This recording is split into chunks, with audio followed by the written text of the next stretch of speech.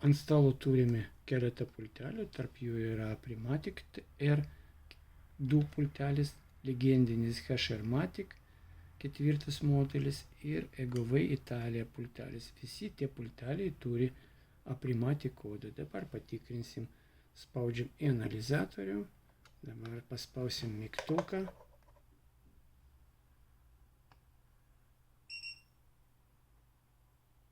Taip, paspausim mygtuką.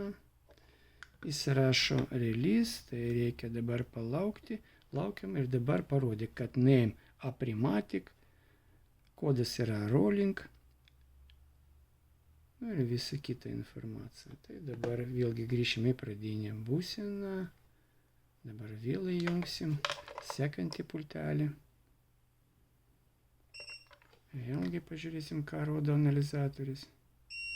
Vėlgi rodo tą patį name Aprimatic, rolling kodas ir taip toliau. Tai dabar dar kartelį šitą pultelį. Dabar įsitikinti, kad tikrai yra tie kodai. Vėlgi atleisti reikia ir pažiūrėti, ką parodys paskutinis. Jį vėlgi name yra Aprimatic, tai čia yra Aprimatic kodas, Aprimatic dažnis. Vienu žodžiu tas pats Aprimatic. Koks pultelis kam patinka, tai čia jau asmeninis tas reikalas. Dabar apie šitą pultelį. Į šitą pultelį galima įrašyti ir keletą kitų pultelių, tarkim BFT, Bininka, ir taip ir pastovaus kodo, kaip ir KM ir taip toliau. Ir apie šitą irgi. Šitie pulteliai turi tokią labai ypatingą savybę, kad jie gali patys be meistro prisirišti prie automatikos.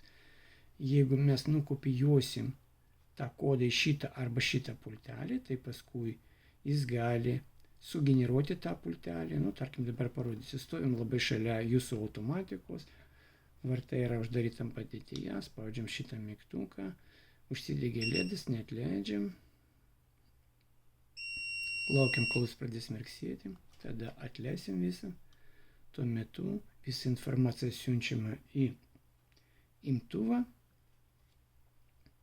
automatika identifikuoja tą kodą, įrašo į savo atmintį.